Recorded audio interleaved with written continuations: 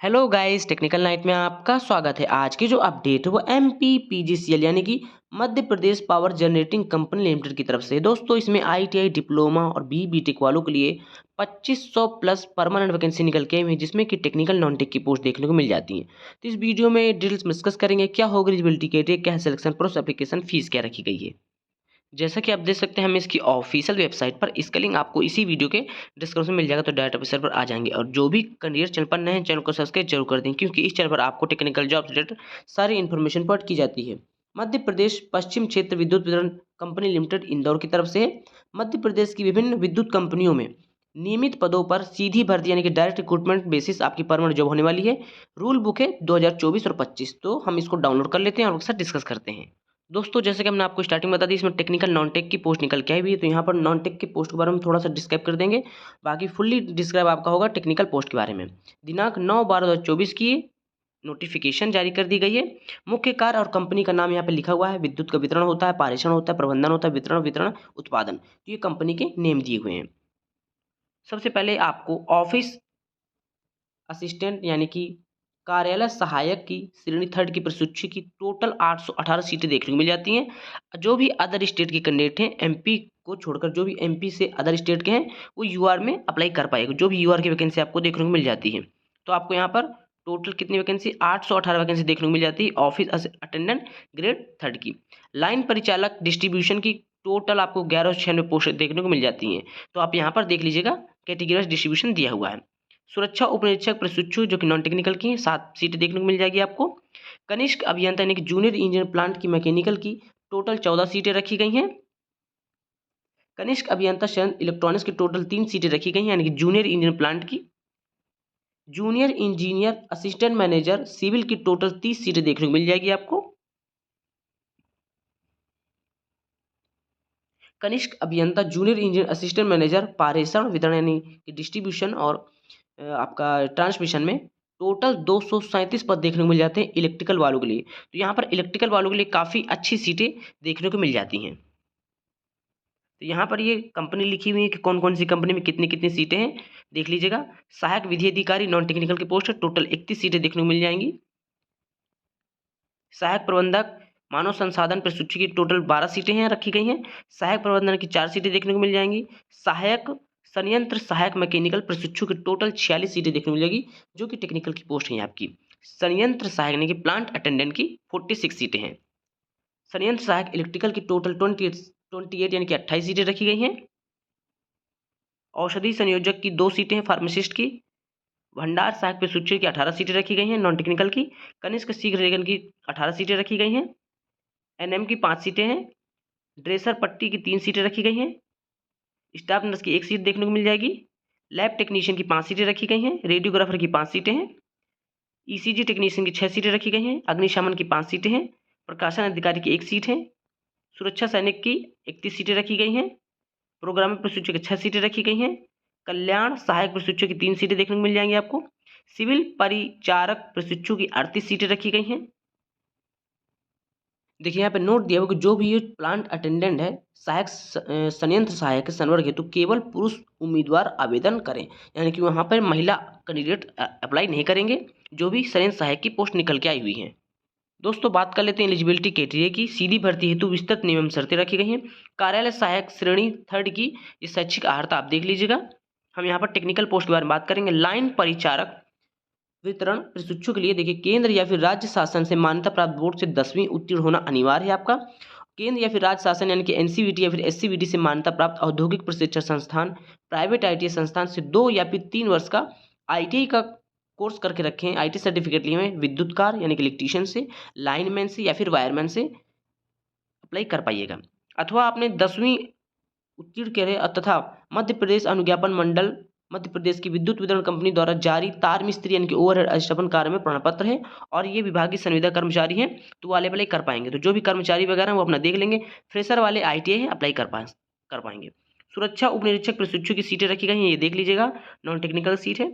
Junior engineer संयंत्र mechanical की आप एआईसीटीई या फिर यूजीसी द्वारा मान्यता प्राप्त विश्वविद्यालय संस्थान से अनारक्षित हैं या फिर मध्य प्रदेश के मूल निवासी एवं अन्य पिछड़ा वर्ग के अभ्यर्थी हेतु 65% मार्क्स होना चाहिए और 60% राज्य विद्युत मंडल की उत्तरवर्ती कंपनी में कार्यरत नियमित कर्मचारियों के लिए 60% होना चाहिए। कमजोर वर्ग के दिव्यांगजन के लिए 55% होना चाहिए। आप किए हैं डिप्लोमा या फिर बी या फिर बीटेक या फिर एएमआई डिग्री है, अप्लाई कर पाएंगे। यानी कि यहाँ पे डिप्लोमा और डिग्री दोनों अप्लाई कर पाएंगे कनिष्ठ यानी कि जूनियर इंजीनियर संयंत्र मैकेनिकल पोस्ट के लिए। इसी क्रम में जूनियर इंजीनियर संयंत्र इलेक्ट्रॉनिक्स के लिए अप्लाई कर पाएंगे। ये आपका डिप्लोमा या फिर बी या फिर बीटेक होना चाहिए किस किस स्टेट से, इलेक्ट्रॉनिक्स या फिर इलेक्ट्रॉनिक्स इंस्ट्रूमेंटेशन या फिर इलेक्ट्रॉनिक टेलीकम्युनिकेशन या फिर इलेक्ट्रॉनिक्स कम्युनिकेशन या फिर इंस्ट्रूमेंटेशन या फिर इंस्ट्रूमेंटेशन कंट्रोल। रेगुलर होना चाहिए आपका डिप्लोमा या फिर B BTech. Junior engineer assistant manager civil के लिए आप डिग्री करके रखें, डिप्लोमा करके रखें, अप्लाई कर सकते हैं। यहाँ पे देखिए लिखा हुआ है सिविल इंजीनियरिंग में। कनिष्ठ अभियंता यानी कि जूनियर इंजीनियर असिस्टेंट मैनेजर वितरण यानी कि डिस्ट्रीब्यूशन और आपका पारेषण ट्रांसमिशन में इलेक्ट्रिकल में आपने बी बीटेक या फिर डिप्लोमा करके रखा है कौन से ट्रेड से, इलेक्ट्रिकल या फिर इलेक्ट्रिकल और इलेक्ट्रॉनिक्स। केवल इलेक्ट्रॉनिक्स वाले अप्लाई नहीं कर सकते हैं, केवल इलेक्ट्रिकल वाले अप्लाई कर पाएंगे और जो इलेक्ट्रिकल इलेक्ट्रॉनिक्स वाले हैं वो अप्लाई कर सकते हैं। बात करते हैं संयंत्र सहायक प्लांट अटेंडेंट मैकेनिकल की। राज्य शासन या फिर भारत सरकार द्वारा मान्यता प्राप्त शिक्षा मंडल से हाई स्कूल परीक्षा उत्तीर्ण तथा मध्य प्रदेश शासन या फिर भारत सरकार द्वारा मान्यता प्राप्त संस्थान से अनारक्षित या फिर मध्य प्रदेश के मूल निवासी अन्य पिछड़ा वर्ग के अभ्यर्थी हेतु न्यूनतम 65% मार्क्स होना चाहिए। और यहाँ पे सारे मार्क्स दिए हुए, लेकिन आपके साथ आईटीआई होना चाहिए किस स्टेट से, मशीनिस्ट या फिर फिटर या फिर वेल्डर या फिर HP welder, mechanical pump mechanic वाहन या फिर मोटर मैकेनिक या फिर डीजल मैकेनिक ट्रेड से नियमित यानी कि रेगुलर आईटीआई ट्रेड प्रमाण पत्र परीक्षा उत्तीर्ण होना अनिवार्य है, अप्लाई कर सकते हैं। बाकी परसेंटेज वाइज दिया हुआ है 65%, 60%, 55%। देख लीजिएगा ये सिर्फ आरक्षण वालों के लिए जो भी एमपी के निवासी हैं। चलिए शायद इलेक्ट्रिकल के लिए भी सारी कंडीशंस हैं। आपके पास आईटी होना चाहिए, इलेक्ट्रीशियन, वायरमैन या फिर इलेक्ट्रॉनिक्स या फिर इंस्ट्रूमेंटेशन से। यहाँ पर इलेक्ट्रॉनिक्स वाले भी अप्लाई कर सकते हैं, इंस्ट्रूमेंटेशन वाले भी अप्लाई कर पाएंगे। जो लास्ट वैकेंसी थी आपकी टेक्निकल की, सिविल परिचारक प्रशिक्षण की, केंद्र या फिर राज्य शासन यानी एनसीवीटी या फिर एससीवीटी से मान्यता प्राप्त औद्योगिक प्रशिक्षण इंडस्ट्रियल ट्रेनिंग संस्थान से यानी कि आईटीआई संस्था, प्राइवेट आईटीआई संस्थान से 1 वर्षीय आपने आईटीआई करके रखा है मेसन ट्रेड से अप्लाई कर पाएंगे। बात कर लेते हैं आयु सीमा यानी कि एज लिमिट की। न्यूनतम आपकी 18 साल होनी चाहिए। 1 जनवरी 2024 से काउंट की जाएगी, जैसे कि 2024 खत्म होने वाले, लेकिन 1 जनवरी 2024 से आपकी एज वगैरह काउंट की जाएगी। जो भी पुरुष या अनारक्षित वर्ग या फिर अन्य राज्य के अभ्यर्थी, देखिए यहाँ पे अन्य राज्य के अभ्यर्थी हैं तो 18 से 40 साल अप्लाई कर पाएंगे। यहाँ पर SC/ST को 5 साल का, OBC को 3 साल का एज रिलैक्सेशन भी देखने को मिल जाता है। माफ करिएगा दोस्तों, यहाँ पर मध्य प्रदेश के मूल निवासी जो भी पुरुष या फिर महिला आरक्षित वर्ग में है, आरक्षित जनजाति, अनुसूचित जनजाति, अन्य पिछड़ा वर्ग यानी कि OBC, SC, ST सभी को 5 साल का एज रिलैक्सेशन देखने को मिल जाती है, 45 साल। और यहाँ पर EWS को भी देखने को मिल जाता है एज में रिलैक्सेशन।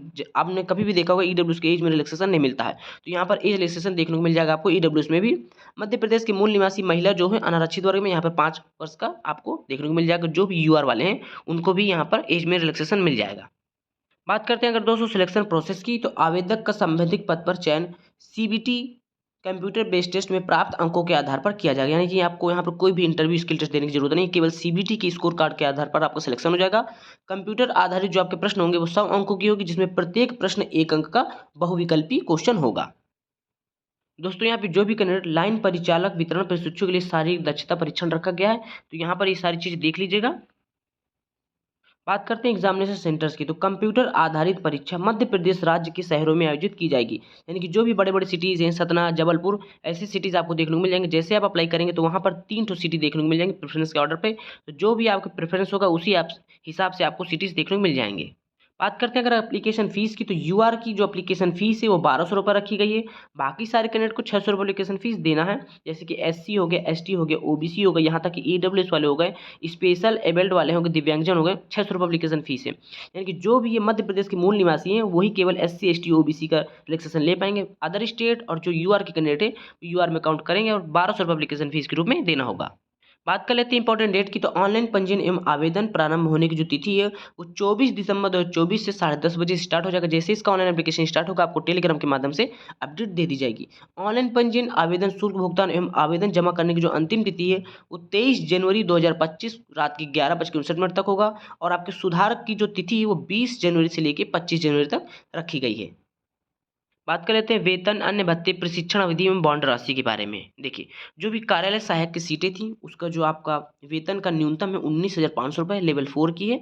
प्रशिक्षण अवधि 6 महीने की रखी गई है। बॉन्ड राशि UR वर्ग के लिए तो 1 लाख रुपये रखी गई है। आरक्षित वर्ग हेतु 50,000 रुपये रखी गई है। लाइन परिचारक वितरण प्रशिक्षण की 19,500 रुपये बेसिक हो जाएगी, 19,500 लेवल 4 का है। 6 महीने का प्रशिक्षण रखा गया है। सुरक्षा उपनिरीक्षण कनिष्क अभियंता यानी कि जूनियर इंजीनियर के लिए 32,800 रुपये बेसिक रखा गया। 8 महीने का आपका ट्रेनिंग रखा गया है। सॉरी 8 ही आपका लेवल 8 यहाँ पे माना गया है और 1 वर्ष की आपकी ट्रेनिंग रखी गई है। कनिष्क अभियंता इसी प्रकार जो भी जेई और असिस्टेंट मैनेजर की पोस्ट है यहाँ पर आपको लेवल 8 का 32,800 रुपये बेसिक हो जाएगा और 1 वर्ष का प्रशिक्षण अवधि रखा गया है। और जो भी आपका बॉन्ड है तो अनारक्षित वर्ग हेतु 2 लाख रुपए रखा गया है एवं आरक्षित वर्ग हेतु 1 लाख रुपए बॉन्ड रखा गया है। सो दोस्तों एक बार देनी थी वीडियो पसंद आने वीडियो लाइक करें, चैनल को अपने सब्सक्राइब जरूर कर ले। मिलते हैं अगली वीडियो पर, तब तक के लिए नमस्कार।